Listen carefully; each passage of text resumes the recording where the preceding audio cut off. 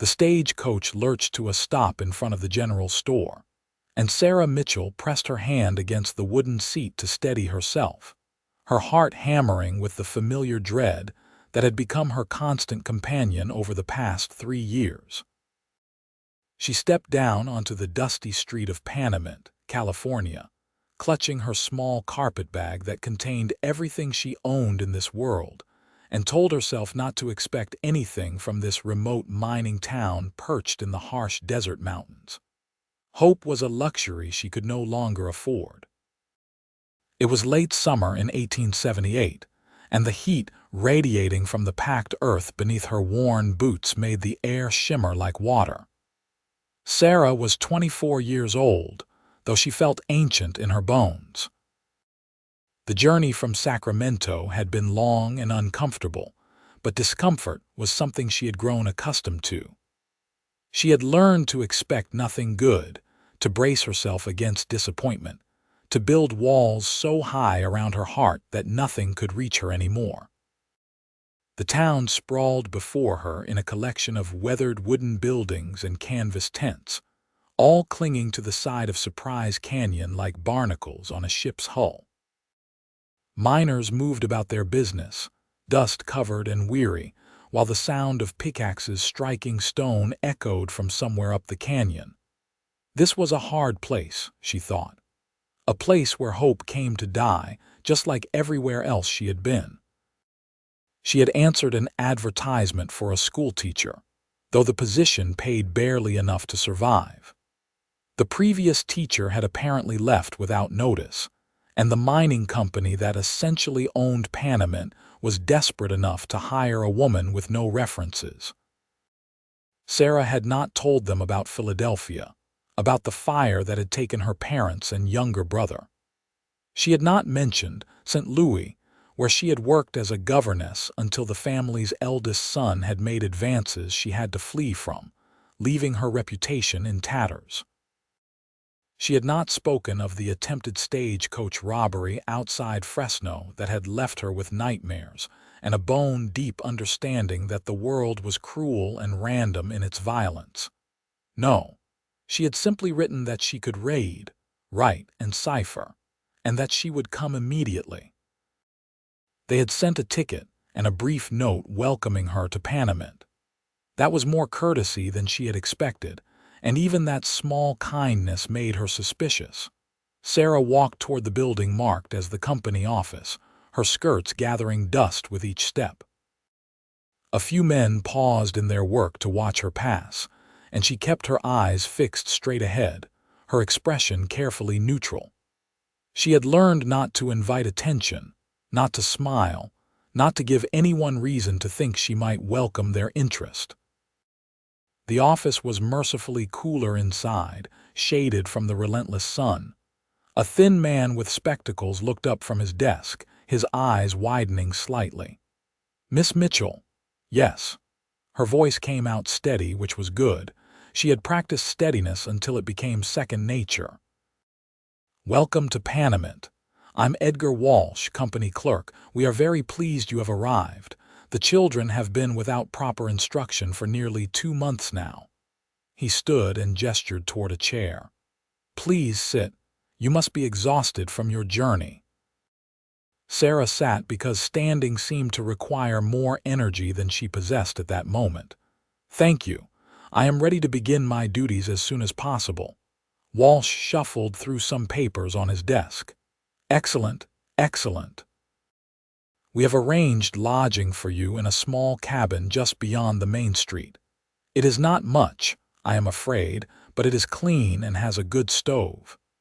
Your salary will be $20 per month, paid at the end of each month. School will be held in the community hall 6 days a week, except Sunday, of course." $20 was barely enough to live on, but Sarah had survived on less. She nodded. "That will be acceptable. Wonderful. I will have someone show you to your cabin now, and you can begin classes tomorrow morning."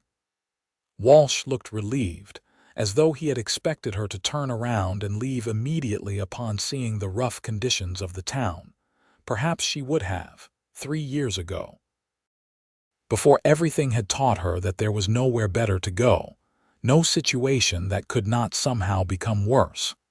At least here she had a roof and a purpose. She would teach the miners' children their letters and numbers, she would collect her meager pay, and she would survive another month. That was all she allowed herself to think about anymore. Survival, one day at a time, with no expectations of joy or comfort or kindness. A young boy was summoned to carry her bag, and she followed him out into the blazing heat once more. They walked past the saloon, past a row of tents where miners lived in conditions that made her small cabin seem palatial, past a Chinese laundry where steam billowed out into the dry air.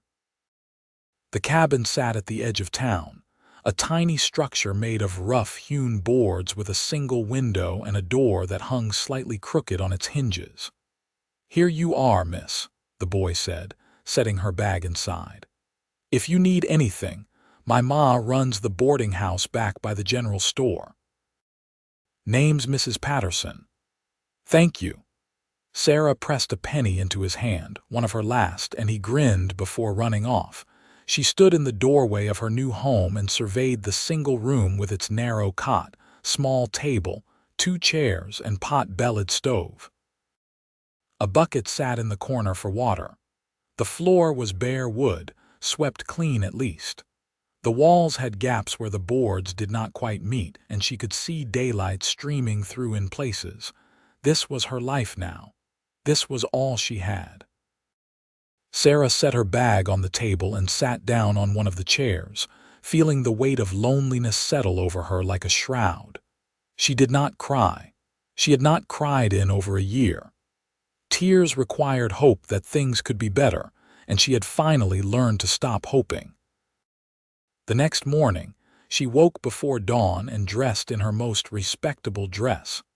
A dark blue calico that had been mended so many times the original fabric was hard to distinguish from the patches. She braided her chestnut hair and pinned it severely at the back of her head, then walked to the community hall as the sun began to paint the desert mountains in shades of gold and copper. 15 children ranging from age 6 to 14 waited for her, some excited, some sullen, all curious about the new teacher. Sarah introduced herself with the same careful neutrality she showed everyone, explained her expectations for behavior and learning, and began the day's lessons. The children were not particularly well behaved, but they were not cruel either. She could work with that. The days began to pass in a rhythm of sameness. Wake, dress, teach, return to her cabin, eat whatever simple meal she could prepare, sleep, repeat. She spoke to almost no one beyond her students and the occasional necessary interaction at the general store. She kept to herself, asked nothing of anyone, expected nothing in return.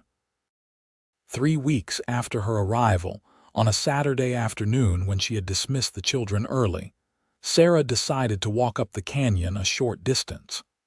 The walls of her cabin had begun to feel suffocating, and she thought perhaps the exertion would help her sleep better. She filled her water flask, put on her bonnet, and set out along the rough trail that followed the creek bed. The canyon was beautiful in a harsh, unforgiving way. Rock walls rose hundreds of feet on either side, striped in layers of rust and cream and gray. A thin trickle of water ran over smooth stones, precious in this desert landscape.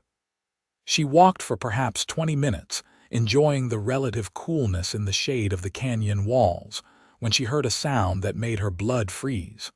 A rattlesnake, somewhere close, its warning unmistakable. Sarah stopped moving entirely, her eyes scanning the ground around her feet.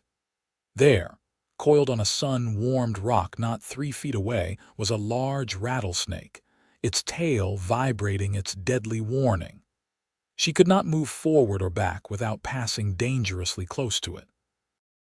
Her heart hammered in her chest, and for the first time in months she felt something other than numb resignation.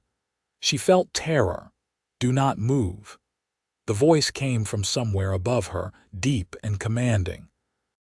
Sarah's eyes darted up to see a man standing on a boulder perhaps 15 feet away. A man so large and solid he seemed carved from the same stone as the canyon itself. He had dark hair that hung past his shoulders, a full beard, and shoulders that strained against his buckskin shirt.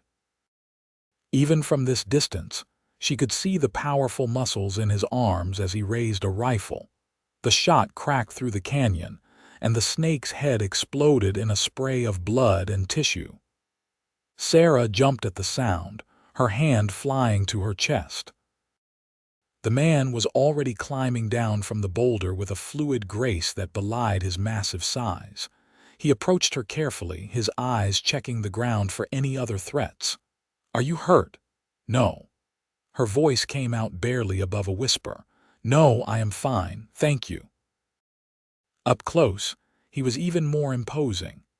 He stood well over 6 feet tall, with a chest like a barrel and arms thick with muscle earned through hard physical labor. His eyes were a startling gray-blue, like storm clouds over the ocean, and they studied her with an intensity that made her want to look away. His face was weathered and tanned, with deep lines at the corners of his eyes that suggested he spent most of his time outdoors. He looked to be perhaps 30 years old, though the wilderness had a way of aging men. "You should not be up here alone," he said, his voice rumbling like distant thunder. "This canyon is full of dangers for those who do not know it well." Sarah felt a flash of irritation cut through her fear. "I did not ask for your advice." Something flickered in those gray-blue eyes, surprise perhaps, or amusement. "No, you did not.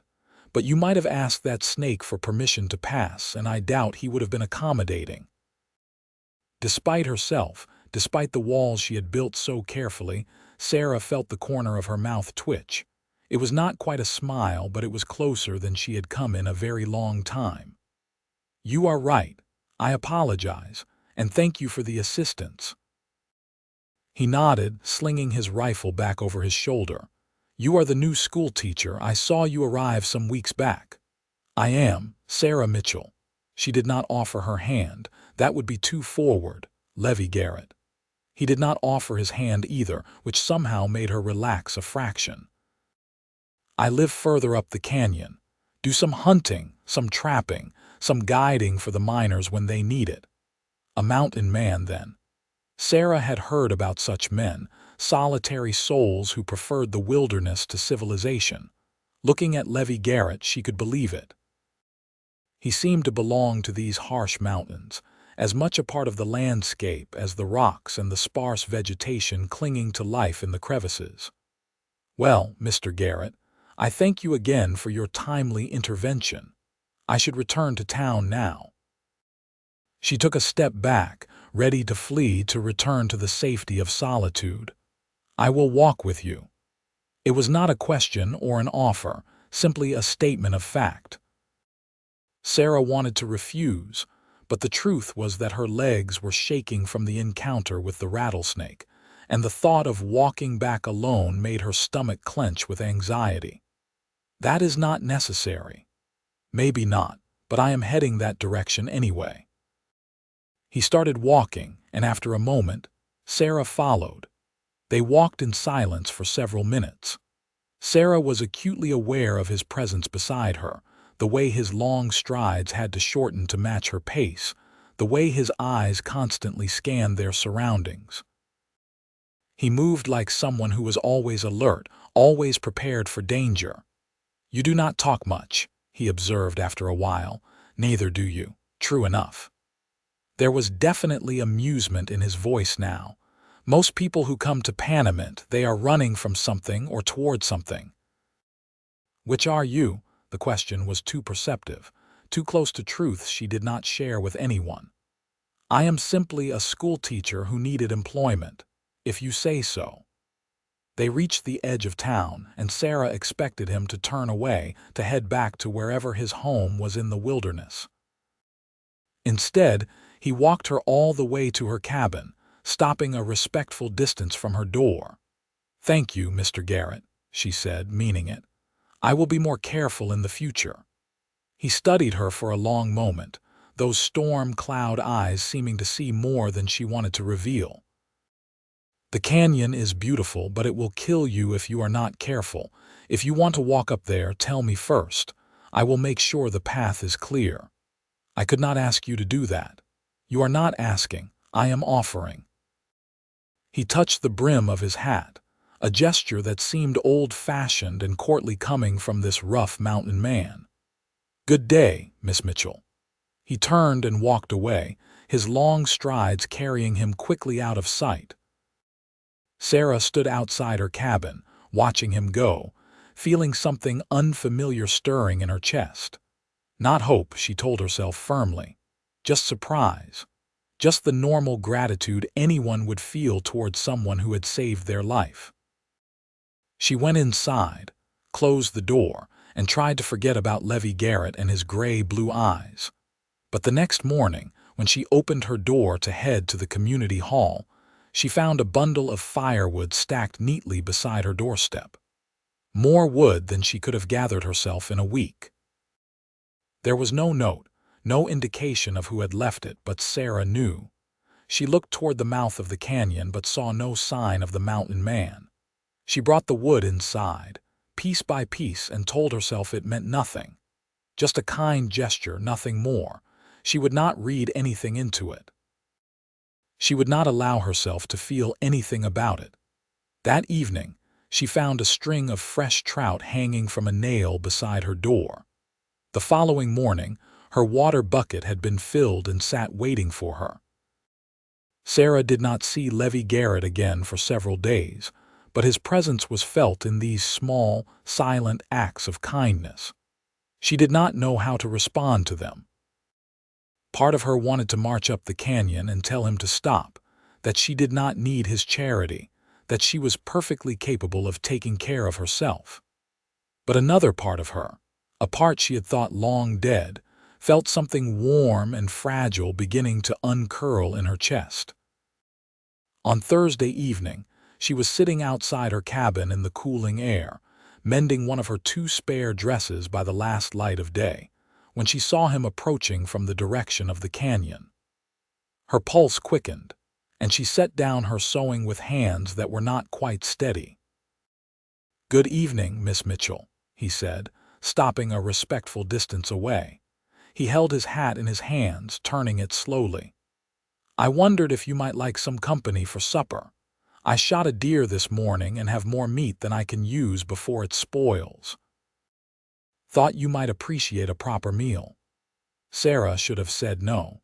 She should have maintained her boundaries, kept herself apart, refused to let anyone close enough to hurt her.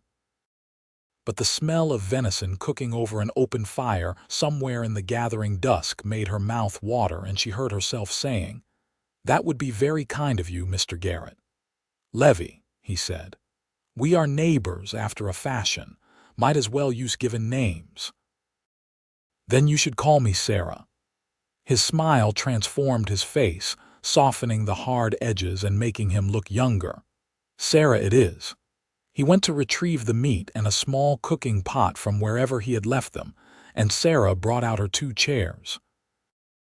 Within minutes, he had a fire going in a ring of stones he assembled with practiced efficiency, and the venison was sizzling in the pot with some wild onions he had gathered. The smell was intoxicating. They sat in companionable silence while the meat cooked, and Sarah felt some of the tension she always carried begin to ease from her shoulders. There was something peaceful about Levi's presence, despite his imposing size. He did not fill the silence with meaningless chatter or pry into her past. He simply existed, solid and calm like the mountains themselves. "How are you finding Panamint?" he asked eventually. "It is as I expected. A rough mining town, hard living, hard people. But you are staying." It was not a question, but Sarah answered anyway. "I have nowhere else to go." The words slipped out before she could stop them, too honest, too revealing. Levi looked at her with those penetrating gray-blue eyes. Everyone has somewhere else they could go. You are here because you choose to be, for whatever reason. Perhaps I have simply run out of choices. I do not believe that. He stirred the venison, and the smell made her stomach growl audibly. I think you are stronger than you give yourself credit for. Sarah felt her throat tighten.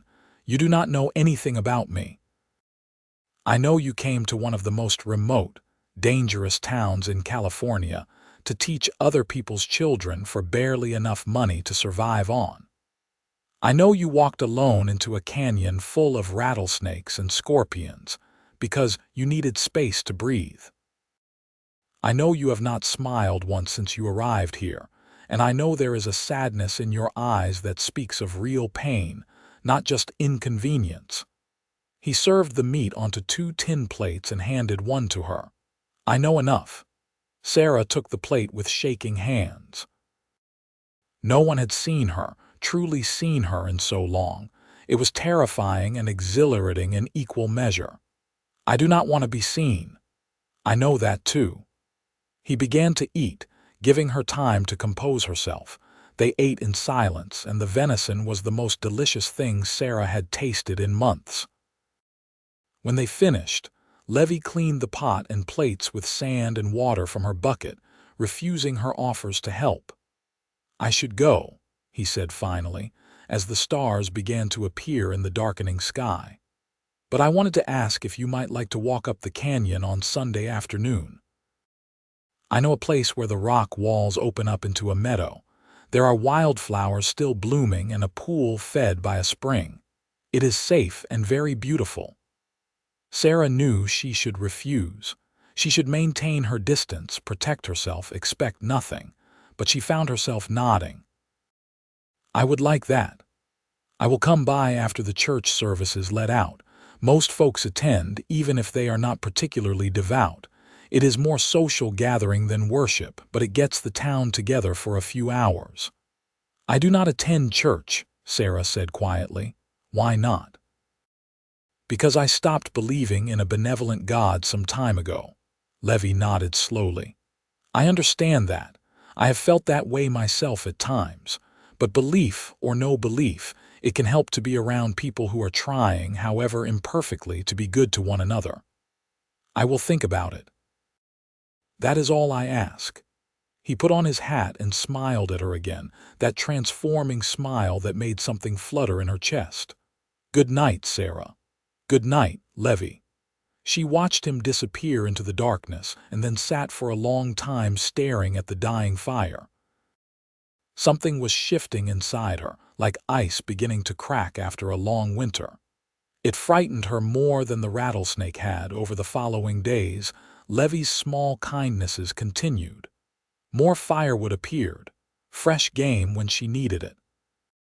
Once, she found a bouquet of desert wildflowers in a tin cup beside her door, their delicate petals somehow surviving despite the harsh environment.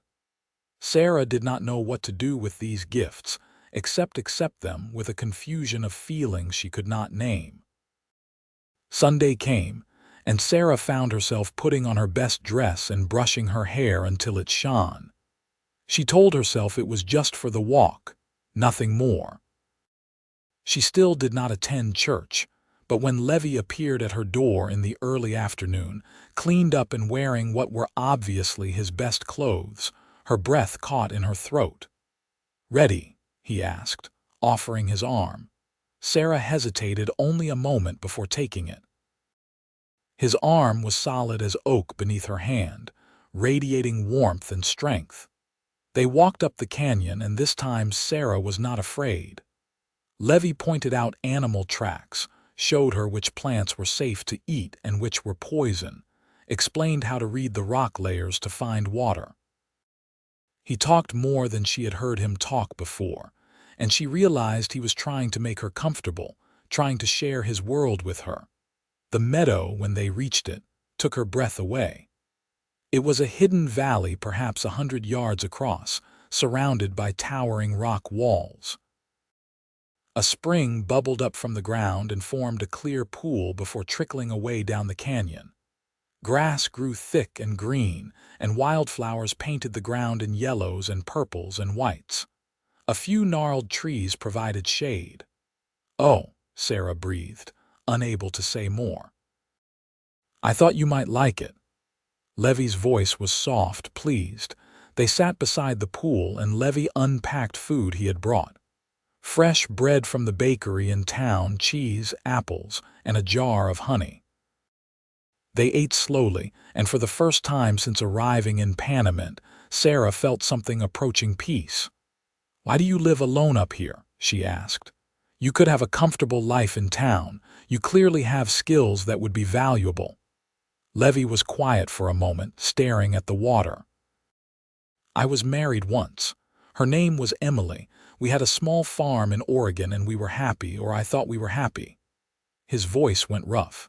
"She died giving birth to our daughter. The baby died too, both of them gone in one night." "Oh, Levi." Sarah's hand found his without conscious thought. "I am so sorry. It was 7 years ago. I could not stay on that farm, could not bear to be surrounded by reminders of what I had lost. So I came south, kept moving until I found these mountains. Out here, the land does not pretend to be gentle. It does not lie to you about what it is." I found comfort in that honesty. Sarah understood. She squeezed his hand. "I lost my family too. A fire 3 years ago, my parents and my younger brother. I was visiting a friend that night. I survived through random chance, and they died for the same reason. That is a heavy burden to carry." "Yes." The word came out as barely more than a whisper. "And then other things happened, things that taught me that hope is dangerous, that expecting good things only sets you up for pain." Levi turned to look at her, and she saw her own pain reflected in his eyes. "I felt that way for a long time. I came to these mountains to hide from hope, from the possibility of being hurt again. I told myself I was better off alone." "What changed? You did." The words were simple, honest, devastating. "The day I saw you step off that stagecoach, looking so determined and so lost at the same time, something in me woke up. I have been watching you, Sarah. Watching you survive when surviving is all you have the strength for. Watching you be kind to those children even when kindness costs you. Watching you hold yourself together through sheer will."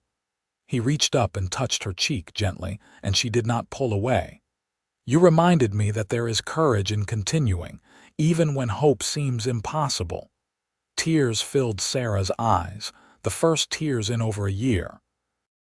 "I am afraid," she whispered. "I know, so am I." His thumb brushed away a tear that spilled over. "But maybe we can be afraid together. Maybe we can learn to hope again, one small piece at a time." Sarah looked into those storm cloud eyes and saw the same vulnerability she felt, the same desperate desire for something good paired with the terror of reaching for it. And she made a choice. She leaned forward and pressed her lips to his. A kiss that was gentle and tentative and full of all the fragile hope she had been trying to suppress. Levi kissed her back with a tenderness that made her heart ache. His arms came around her, strong and protective, and Sarah felt safer than she had in years. When they finally pulled apart, both of them were breathing hard. "I do not know how to do this," Sarah said. "I do not know how to let myself care again." "Neither do I. But I think we figure it out together, one day at a time." Levi rested his forehead against hers. "Will you let me try? Will you give me the chance to show you that good things can still happen?" Sarah thought about all the reasons she should say no, all the ways this could end in heartbreak. But she thought about the firewood and the fish and the wildflowers. She thought about his kindness and his honesty and the way he had seen her when she was trying so hard to be invisible. And she thought about the alternative, which was continuing to exist in the gray numbness that had been her life for so long. "Yes," she said. "Yes, I will try." The smile that lit up his face was worth every risk, every moment of fear. They stayed in the meadow until the sun began to sink toward the western horizon, talking about their pasts, their fears, their tentative dreams for a future that might include each other. Levi told her about growing up in the mountains of Kentucky, learning to hunt and track from his father. Sarah told him about her childhood in Philadelphia, about her love of books and learning. They shared the small details that build intimacy, the mundane and the meaningful woven together. When Levi walked her back to her cabin as the stars were coming out, he kissed her again at her door, a lingering kiss full of promise. "May I court you properly?" he asked. "I would like that very much. Then I will see you tomorrow evening. I will bring supper again, and perhaps we can sit and talk or just enjoy the quiet together." "That sounds wonderful." Sarah went inside and leaned against the closed door, her heart pounding. She was terrified. She was exhilarated. She was more alive than she had felt in 3 years. And despite all her efforts to protect herself, despite all her vows never to hope for anything good again, she found herself hoping with everything she had that this might be real, that this might last, that Levi Garrett might be the miracle she had stopped believing in. The next evening, Levi arrived with rabbit stew and cornbread, and they ate outside her cabin as the desert cooled under the emerging stars. They talked about small things, comfortable things. He told her about tracking a mountain lion earlier that day, and she told him about one of her students who was finally learning to read after weeks of struggle. The conversation flowed easily, punctuated by comfortable silences. "I brought you something," Levi said when they had finished eating. He pulled a small wooden carving from his pocket, a perfect replica of a hawk in flight, every feather detailed with patient skill. Sarah took it with wondering hands. "You made this. Long winter evenings alone give a man time to learn new skills. I thought you might like it. It is beautiful." "Thank you." She held it carefully as though it might break, this small gift that represented hours of work and thought. "I am glad you like it."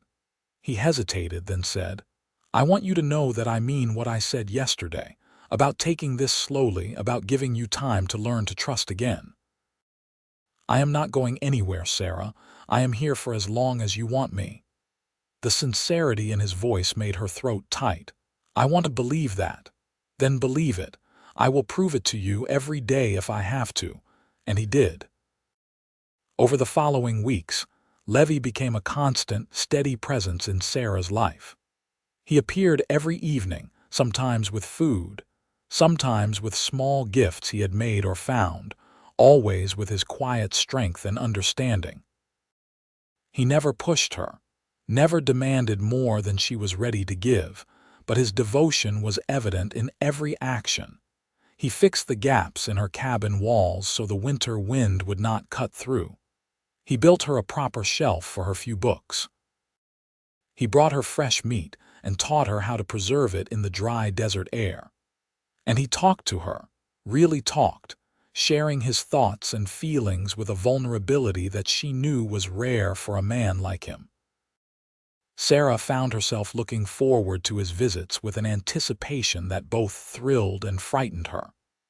She caught herself thinking about him during the day, wondering what he was doing up in his remote cabin, whether he was thinking about her too. And slowly, carefully, she began to let down the walls she had built so carefully around her heart. One evening in late October, when the desert nights were finally beginning to cool, Levi asked if she would like to see his home. "It is a fair walk up the canyon, but I would like you to see where I live, if you are comfortable with that." Sarah knew what he was really asking. If she trusted him enough to be alone with him, far from town, where no one could hear if she called for help. It was a test of sorts, though not one he had designed. It was her own fear testing her, asking if she was ready to take this next step. "I would like that," she said, and meant it. They set out early the next Sunday morning, carrying packs with food and water. The walk took nearly 2 hours, following the canyon as it wound deeper into the mountains. The air grew cooler and fresher as they climbed, and Sarah found herself enjoying the exertion, the challenge of the terrain. Levi's cabin was tucked into a small side canyon, sheltered by an overhang of rock and surrounded by a few hardy pine trees that had somehow found purchase in the thin soil. It was larger than Sarah's place in town, built with obvious skill from hand-hewn logs. Smoke drifted from a stone chimney. "I built it myself," Levi said, watching her face. "Took me most of a winter, but I wanted it to be solid, wanted to prove to myself I could create something that would last." Sarah walked around the cabin, admiring the tight corners, the well-fitted door, the 2 glass windows that must have cost a fortune to transport up here. "It is wonderful, a real home. Come inside." The interior was one large room with a sleeping loft accessible by a ladder. A stone fireplace dominated one wall, with a cook stove beside it. Furs covered the floor, and the furniture, though rough, was sturdy and well made. Shelves lined one wall, holding books, tools, and various objects. It was a masculine space, but not without comfort. "You have books," Sarah said in surprise, moving to the shelves. "Not as many as I would like, but getting them up here is difficult." He came to stand beside her. "Most of them were Emily's. I could not leave them behind." Sarah understood. She touched the spine of a volume of poetry. "I am glad you kept them. She would want them to be read, to be valued." "I think so too." He was quiet for a moment, then said, "I want you to know something. What I felt for Emily was real and deep. I loved her completely, but she is gone, and I have mourned her for 7 years. I will always carry her memory, but I am ready to live again. I am ready to love again." He turned to face her fully. "I am falling in love with you, Sarah. I know it is too soon to say such things, but I do not want there to be any deception between us. I do not want you to wonder where you stand with me." Sarah felt her heart hammering against her ribs. Every instinct screamed at her to protect herself, to step back, to refuse this vulnerability. But she looked into Levi's honest eyes and knew that running would only doom her to the gray emptiness she had been living in, and she found that she did not want that anymore. She wanted this. She wanted him. "I am falling in love with you too," she whispered, "and it terrifies me, I know. But we will face the fear together." He cupped her face in his large, calloused hands. "I will not promise you that nothing bad will ever happen. Life is too uncertain for that. But I promise you that I will be here beside you for whatever comes. I promise you that you are safe with me, that I will protect you and cherish you for as long as you let me." Sarah rose on her toes and kissed him, pouring into that kiss all the hope and fear and desperate longing she had been holding back. Levi kissed her back with a passion that made her knees weak, his arms wrapping around her and lifting her slightly off the ground. When they finally broke apart, both breathing hard, his eyes were dark with desire. "Sarah," he said roughly, "I want you, but I will wait. I will wait until you are ready, until you are sure." "I am sure," she said, surprising herself with the certainty in her voice. "I am sure of you, of this. I do not want to wait any more. Are you certain? I do not want you to feel rushed or pressured." "I am certain." She took his hand and placed it over her heart, where he could feel it racing. "I am afraid, but I am sure. Make love to me, Levi." He searched her face for a long moment, then nodded. He lifted her easily in his powerful arms and carried her to the ladder leading to the loft. They climbed up together, and in the small sleeping space under the peaked roof, with autumn sunlight streaming through a small window, they came together with a tenderness that brought tears to Sarah's eyes. Levi was patient and gentle, taking his time to learn what pleased her, to make sure she felt safe and wanted. His touch was reverent, as though she were something precious. And when they finally joined together, Sarah felt a completion she had never experienced before, a sense of coming home that had nothing to do with place and everything to do with the man holding her. Afterwards, they lay tangled together in his bed, her head on his chest, listening to the steady beat of his heart. Levi's fingers traced lazy patterns on her bare shoulder. "Stay with me," he said quietly. "Not just today. Always. Marry me, Sarah. Live here with me, and let me spend the rest of my life showing you that good things are still possible." Sarah lifted her head to look at him. "We have known each other barely 2 months. I know, and if you need more time, I will wait. But I am certain of what I feel, and I am certain of what I want. I want you, as my wife, as my partner in everything. I want to wake up beside you every morning and fall asleep holding you every night. I want to build a life with you, here in these mountains or anywhere else you want to go." Sarah thought about the life she had been living, isolated and gray, expecting nothing good. She thought about these past weeks with Levi, how he had brought color and warmth back into her world with his steady kindness and unwavering devotion. She thought about the future she could have with him, full of uncertainty perhaps, but also full of love and possibility. "Yes," she said. "Yes, I will marry you." The joy on his face was radiant. He kissed her deeply, then pulled back with a laugh. "You have made me the happiest man alive. We should go to town, tell people, make it official. Can we have one more day here first? Just the two of us, before we have to share the news with the world. We can have as many days as you want." They spent the rest of that day and night in Levi's cabin, making love, talking, planning their future. Sarah learned more about his life as a mountain man, the rhythms of hunting and trapping, the harsh winters and brief summers. Levi learned more about her teaching, her love of books and learning, her dreams of maybe one day opening a real school with proper supplies and a building designed for education. "We could do that," Levi said thoughtfully. "This town is growing. In a few years, it might be big enough to support a real school, and I have saved most of what I have earned over the years. We could use it to build something lasting. That would be wonderful, but I do not want to take your savings. They are not just mine anymore. When we marry, what is mine is yours, and what is yours is mine.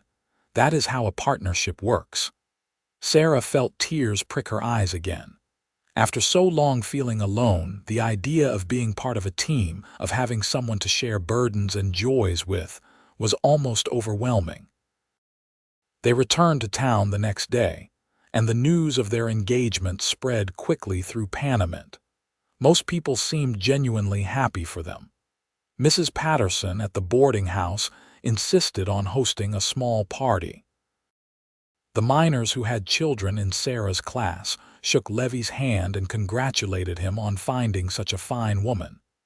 Even Edgar Walsh, the company clerk, seemed pleased. The wedding was set for early November, giving them time to make preparations. It would be a simple affair, held in the community hall with the circuit preacher officiating. Sarah had no family to invite, and Levi had lost touch with his relatives years ago, but it did not matter. They had each other, and that was enough. In the weeks leading up to the wedding, Levi worked on expanding his cabin. He built a proper floor in the loft, added more windows, constructed a separate room that could serve as a study or workroom for Sarah. He built furniture, sanded everything smooth, made their home as comfortable as possible given the remote location. Sarah continued teaching, but now her students teased her about her upcoming marriage, and she found herself smiling more, laughing at their jokes instead of maintaining her stern distance. The change in her was visible to everyone. She looked younger, lighter, as though a weight had been lifted from her shoulders. On a crisp November morning with the first hints of winter in the air, Sarah Mitchell became Sarah Garrett. She wore a simple dress made of cream-colored cotton that Mrs. Patterson had helped her sew, and she carried a bouquet of late-blooming wildflowers that Levi had gathered from his secret meadow. Levi wore his best clothes and had trimmed his beard, though his hair still hung long around his shoulders. He looked like what he was, a wild man gentled by love but not tamed. They spoke their vows in front of the assembled townspeople, and when the preacher pronounced them husband and wife, Levi kissed her with such tenderness that several women in the audience dabbed at their eyes. The party afterwards was raucous and fun, with music and dancing and more food than Sarah had seen in months. For the first time since the fire that had taken her family, she felt truly happy. As the sun set and the party began to wind down, Levi swept her up in his arms and carried her out of town to the accompaniment of cheers and laughter. He did not set her down until they were well up the canyon, away from prying eyes and knowing grins. "I can walk, you know," Sarah said, though she made no move to be released. "I know, but I like carrying you. I like knowing you trust me enough to let me." Sarah kissed him. "I trust you completely." They made their way up the canyon in the gathering darkness, Levi's sure feet finding the path even without much light. When they reached the cabin, he built up the fire until it blazed warm and bright, then undressed her slowly, savoring every moment. They made love with a passion and freedom that came from being married, from knowing they belonged to each other completely. Afterwards, lying in their bed in the loft, Sarah felt a peace she had not known was possible. Levi held her close, his strong arms a protection against the world. "Thank you," she whispered. "For what? For not giving up on me, for seeing through my walls to the person underneath, for giving me a reason to hope again." "You gave me the same gift," Levi said. "I was just existing before you came, surviving but not really living. You woke me up, reminded me what it felt like to care about something beyond just making it through another day. We saved each other. Yes, I think we did." Sarah moved her teaching to 3 days a week after the wedding, spending the other days at the cabin with Levi. She learned to help him with his work, learning to cure hides and preserve meat, to identify animal tracks and read the weather. He was a patient teacher, and she found she enjoyed the physical challenges of mountain life. Levi, in turn, asked her to teach him to read better. He could manage basic reading, but Sarah helped him improve until he could read his wife's beloved books without struggle. They spent many winter evenings curled together by the fire, reading aloud to each other while snow fell outside. The winter of 1878 into 1879 was harsh, with heavy snows that made the trip to town dangerous for weeks at a time. But Sarah did not mind being snowed in with her husband. They had plenty of food stored, plenty of firewood and each other. Levi was attentive and loving, always finding ways to make her smile, to remind her that she was cherished. In February, Sarah realized she was with child. The discovery filled her with a complex mix of emotions. Joy, certainly, at the thought of creating a life with the man she loved. But also fear, remembering what Levi had told her about losing his first wife and child in childbirth. She waited until they were sitting by the fire one evening before telling him. "Levi, I have something to tell you." He looked up from the knife he was sharpening, immediately attentive. "What is it?" "I am going to have a baby." The knife clattered to the floor as all color drained from Levi's face. For a long moment he simply stared at her, and Sarah's heart sank. She had known this would be difficult for him, but she had hoped for at least some happiness. Then he was moving, crossing to her and dropping to his knees in front of her chair. His hands were shaking as he placed them gently on her still flat stomach. "A baby," he whispered. "Our baby." "Yes." Sarah covered his hands with her own. "I know you are afraid. I am afraid too. But we will face this together, just like we have faced everything else. I cannot lose you." His voice broke. "Sarah, I cannot go through that again. I would not survive it. You will not lose me. I am strong and I will fight to stay with you and our child, but you have to promise me something." "Anything. Promise me that if something does go wrong, if you have to choose, you will save the baby. Promise me our child will live no matter what." "No." Levi's voice was fierce. "No, I will not promise that. You are my life, Sarah. I would choose you 1,000 times over." "I know that makes me selfish, but I do not care." Sarah cupped his face, forcing him to look at her. "It will not come to that. I will be fine, the baby will be fine, and come late summer we will be a family of 3. You have to believe that." "I will try." "For you, I will try to hope instead of fear." Over the following months, Levi was more protective than ever. He insisted Sarah reduce her teaching to just 2 days a week, and he accompanied her to and from town every time, watching over her like a guardian angel.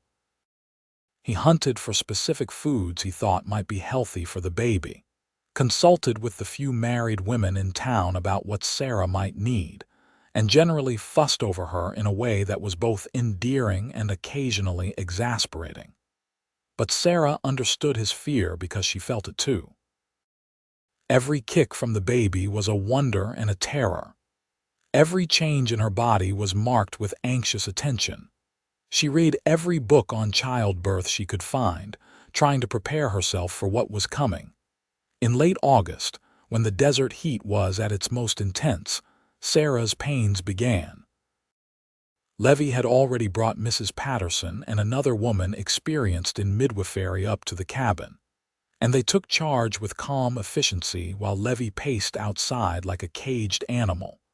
The labor was long and difficult, lasting through the night and into the next day.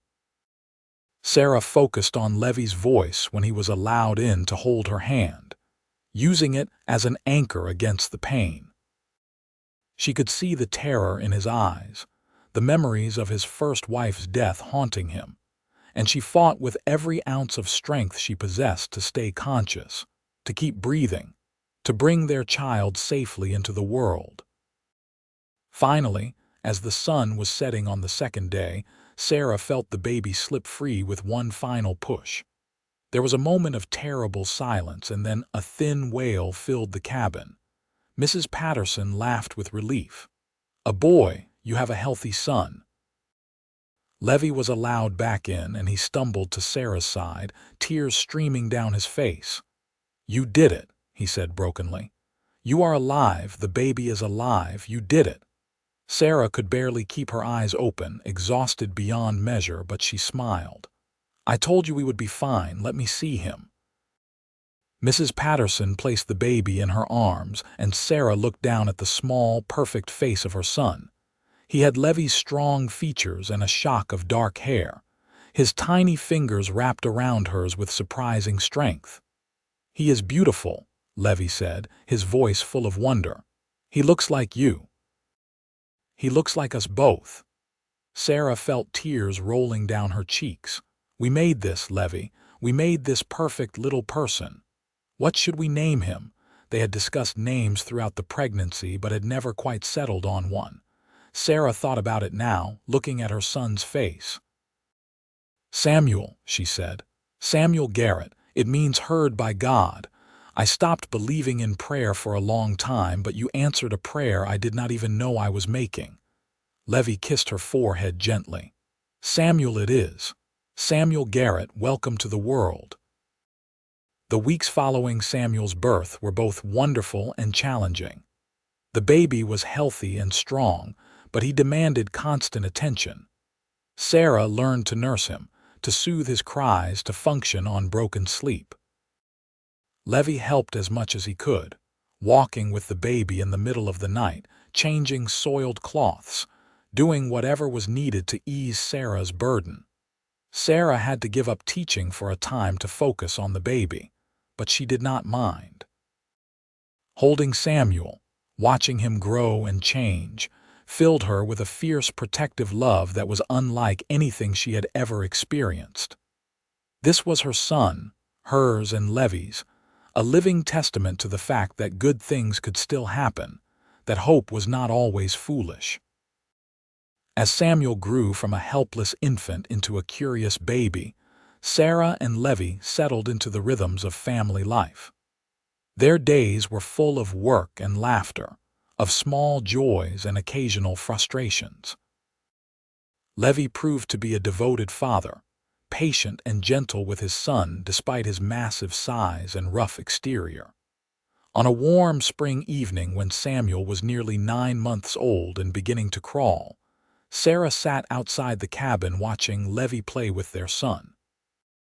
The big mountain man was on his hands and knees, making Samuel laugh with exaggerated growls and silly faces. The sight made Sarah's heart swell with love.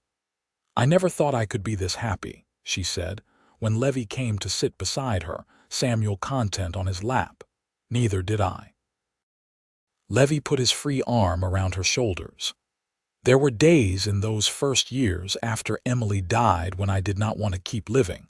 I could not see the point of going on when everything I loved was gone, but I am glad I did. I am glad I survived long enough to meet you, to build this life with you. I felt the same way after the fire. Everything seemed gray and pointless. I was just going through the motions, waiting for something else terrible to happen." Sarah leaned her head on his shoulder. "You gave me color again. You gave me a reason to keep trying, to keep hoping. We gave each other that gift." Levi kissed the top of her head. "And we gave each other this little one." He jiggled Samuel gently, making the baby giggle. "Do you ever wish we lived somewhere less remote? Somewhere Samuel could have other children to play with, where I could teach properly again." Levi was quiet for a moment, considering. "Sometimes. But then I look at this." He gestured to the canyon around them, the towering rock walls painted gold by the setting sun, the clear stream burbling nearby, the vast silence that was broken only by wind and birdsong. "This is a good place to raise a child. He will learn to be strong here, to respect the land, to find peace in solitude. And Panamint is not so far that he will be completely isolated. When he is older, he can go to school there, make friends. You are right. This is a good place." Sarah smiled. "I just want to make sure he has every opportunity, that he can become whatever he wants to be. He will. We will make sure of it." The years passed in a rhythm of seasons and growth. Samuel grew into a strong, curious boy who loved exploring the canyon with his father. Sarah resumed teaching part-time when Samuel was old enough to come with her to town, and she began working on plans for the real school she had always dreamed of. In 1882, when Samuel was 3, Sarah gave birth to their second child, a daughter they named Grace.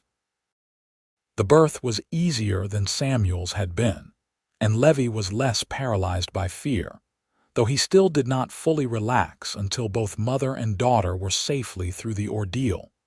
Grace had Sarah's chestnut hair and delicate features, but Levi's striking gray-blue eyes. She was a quieter baby than Samuel had been, content to observe the world with solemn attention.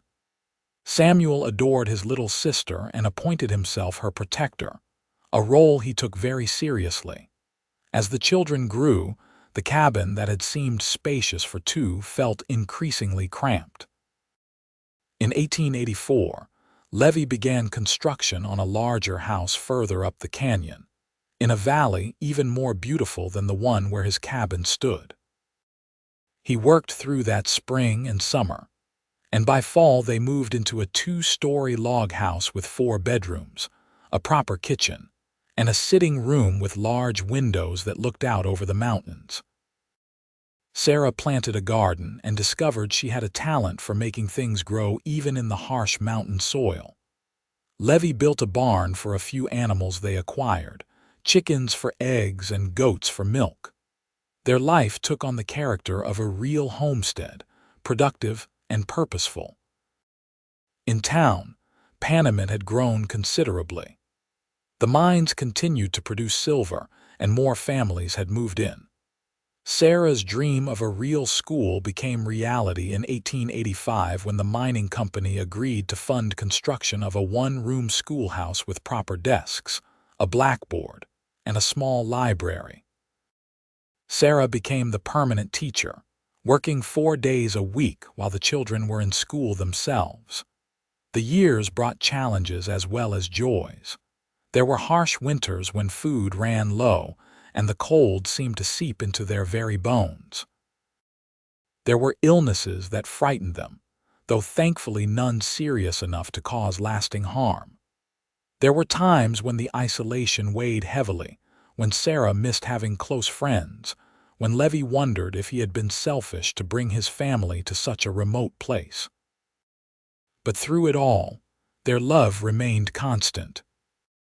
Levi continued to find small ways to show Sarah she was cherished, bringing her wildflowers from his secret meadow, carving small gifts during long winter evenings, simply being present and attentive in the thousand small moments that made up a life together. Sarah, in turn, made sure Levi knew he was appreciated, that his efforts to provide for and protect his family did not go unnoticed, that she chose him every day just as she had chosen him that first time. In the summer of 1888, when Sarah was 34 and Levi was 41, they took the children on a trip to San Francisco. It was Samuel's 10th birthday, and they wanted to show him and Grace, now 6, something of the wider world. They spent 2 weeks in the city, marveling at the crowded streets, the tall buildings, the endless variety of people and goods and experiences. But as fascinating as the city was, Sarah found herself longing for the peace of the mountains. The noise and crowds that had once seemed exciting now felt overwhelming. She missed the silence broken only by wind and water, missed the vast open sky, missed the simple rhythms of mountain life. On their last night in the city, lying beside Levi in their hotel room while the children slept in the adjoining room, Sarah said, "I am ready to go home." "So am I." Levi pulled her close. "I am glad we came, glad the children got to see this, but I do not belong here anymore. Maybe I never did." "Neither do I. My home is wherever you are, wherever our children are, and that is in the mountains." They returned to their valley, and Sarah felt the same sense of coming home that she had felt the first time Levi had brought her to his cabin. This was where she belonged. This was where love had found her when she had given up on it. This was where she had learned to hope again. More years passed, bringing more changes. Samuel grew into a strapping young man who looked remarkably like his father, tall and muscular with the same gray-blue eyes. He had his mother's love of learning but his father's wilderness skills. Grace grew into a lovely young woman with a kind heart and a talent for drawing and painting. She captured the beauty of the mountains in her sketches, creating a record of their life that Sarah treasured. In 1895, when Sarah was 41, she and Levi celebrated their 17th wedding anniversary. They left the now adult children in charge of the homestead and spent a week at the secret meadow, where Levi had first told Sarah he was falling in love with her. They had hauled supplies up there and set up a comfortable camp. For 7 days, they lived as they had in those first months of their marriage, with no responsibilities beyond caring for each other.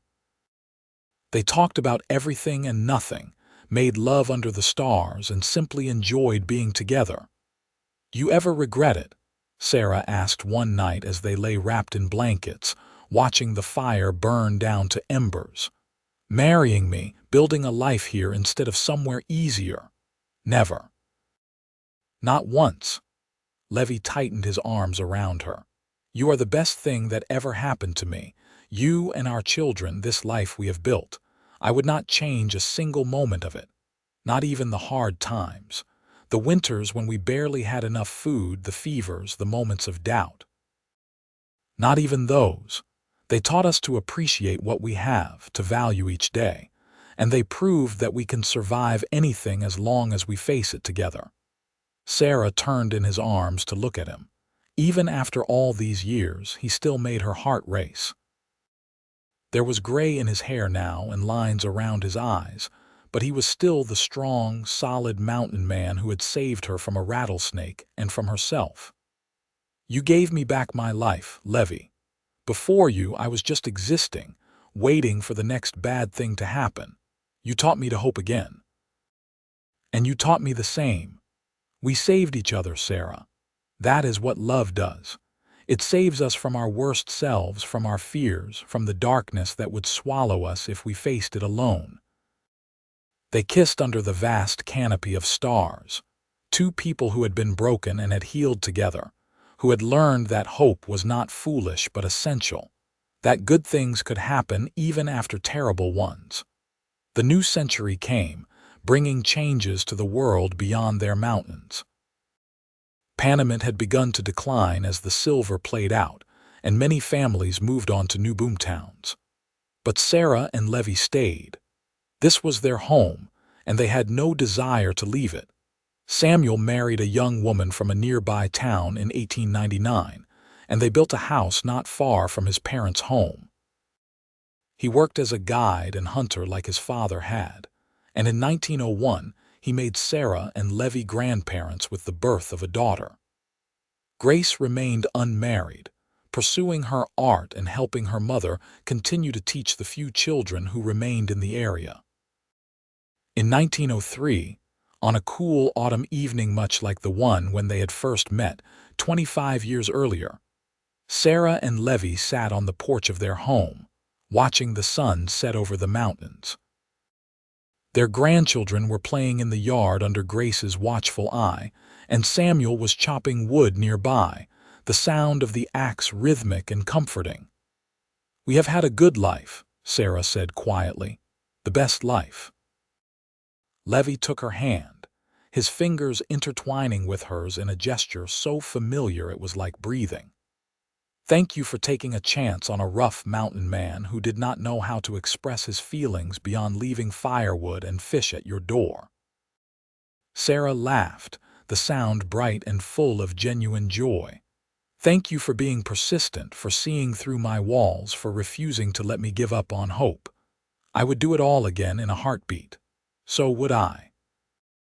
They sat in comfortable silence as the stars began to appear, their hands clasped, their hearts full.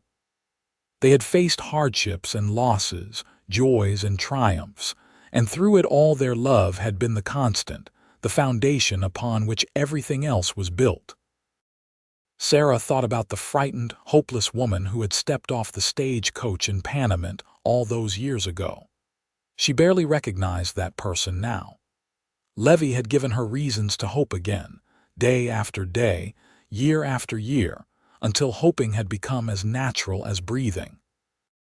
He had shown her through his actions that good things were possible, that love was real, that she deserved happiness. And she had done the same for him, pulling him out of his isolation and grief, reminding him that life was worth living, that the future could hold joy as well as pain.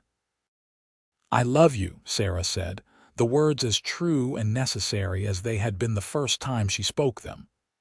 "I love you too," Levi replied, bringing her hand to his lips. "Always and forever."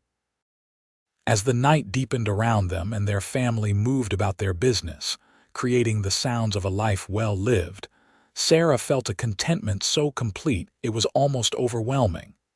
She had found her home, her purpose, her reason for being. She had found love when she had stopped looking for it, had found hope when she had given up on it. And she knew, with absolute certainty, that she would spend the rest of her days grateful for the mountain man who had seen her, truly seen her, and had chosen to love her anyway. The man who had given her not just reasons to hope, but reasons to live, to laugh, to embrace each new day with eagerness rather than dread. Their story was not one of dramatic gestures or grand adventures. It was a story of quiet devotion, of daily kindnesses, of choosing each other over and over again through good times and bad. It was a story of two broken people who had found wholeness in each other, who had built something beautiful and lasting from the ruins of their pasts. And as Sarah sat on that porch, surrounded by the family they had created and the love they had nurtured, she knew that this was what happily ever after really looked like. Not perfection, but partnership. Not the absence of challenges, but the presence of someone to face them with. Not the end of fear, but the courage to hope despite it. The years continued to pass, bringing more grandchildren and eventually great-grandchildren. Sarah and Levi grew old together, their bodies growing weaker but their love remaining strong. They celebrated 50 years of marriage in 1928, surrounded by 3 generations of family who owed their existence to the courage 2 wounded souls had shown in choosing to hope again. Levi passed away peacefully in his sleep in 1932, at the age of 85, with Sarah holding his hand. She mourned him deeply, but she did not regret a single moment of their life together. He had given her 53 years of love, of partnership, of daily proof that good things could happen and could last. Sarah lived another 5 years, spending her time with her children, grandchildren, and great-grandchildren, telling them stories of the early days in Panamint, of the rough mountain man who had left firewood at her door and captured her heart. She made sure they understood that love was not just a feeling but a choice, made new each day. That hope was not foolish but essential, that even the darkest times could give way to light if you were brave enough to keep going. She passed away in her sleep in 1937 at the age of 83 in the house Levi had built for her, surrounded by the love they had created together. Her last words were whispered to the photograph of her husband that she kept beside her bed. "I am coming, my love. Wait for me." And so ended the story of Sarah and Levi Garrett, 2 souls who had found each other in a harsh and unforgiving place, who had chosen hope over despair, love over fear, and who had built a legacy that would endure long after they were gone. Their story was not remembered in history books or celebrated in songs. It was remembered in the hearts of their descendants, in the example they had set, in the proof they had provided that even when hope seems impossible, love can find a way. In the end, their story was simple. She had been afraid to hope for anything good anymore, and he had given her reasons to hope again, every single day for the rest of their lives together. And that, more than anything else, was the truest kind of happy ending.